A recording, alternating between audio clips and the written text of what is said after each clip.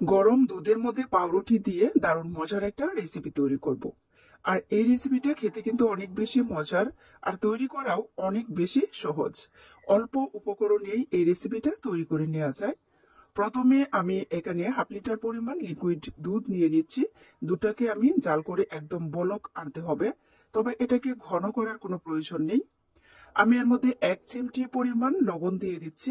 এখন দিয়ে দিচ্ছি চিনি। তবে মিষ্টিটা আপনারা যেরকম খেতে ভালোবাসেন সেভাবেই অ্যাড করবেন বুঝে শুনে। চিনিটা যখন গলে যাবে ঠিক সেই মুহূর্তে আমি এর মধ্যে বেশ কয়েকটা পাউরুটি দিয়ে দিচ্ছি এভাবে পিস। তবে এই পাউরুটিটা সাইজে একটু মোটা, তাই আমি 4 পিস দিলাম। তো আপনারা যদি পাতলা হয় সেক্ষেত্রে 5 টুকরো বা 6 টুকরো দিতে পারেন।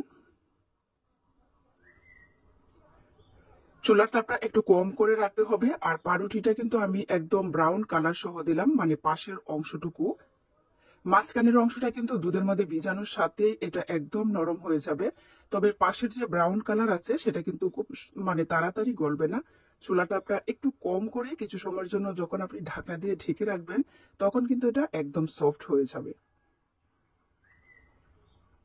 আমি 3-4 মিনিটের জন্য এটাকে ঢাকনা দিয়ে ঢেকে রেখে দিয়েছিলাম। এখন ভালো করে একটা স্প্যাচুলার দিয়ে মিশিয়ে নিচ্ছি।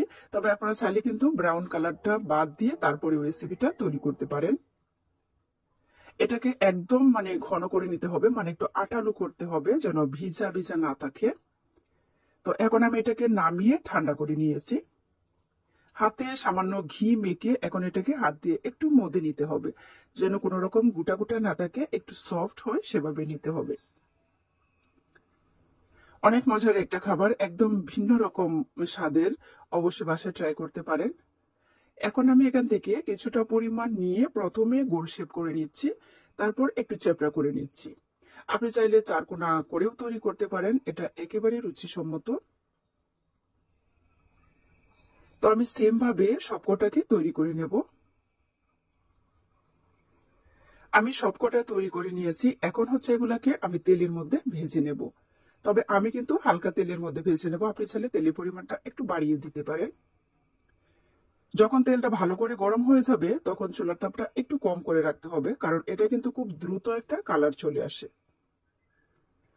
আমি কিন্তু একদম একটু কড়া কালার করে ভেজে নেব। তাহলে দেখা যায় কি উপরের অংশটা হালকা একটু মুচমুচে টাইপের হবে আর ভিতরে একদম সফট হবে। একদম ভিন্ন স্বাদের একটা রেসিপি। তো এই যে দেখতে পাচ্ছেন আমি হালকা কালার করে এক পাশে ভেজে নিলাম, তো নিচের অংশটা আরেকটু কড়া করব আমি।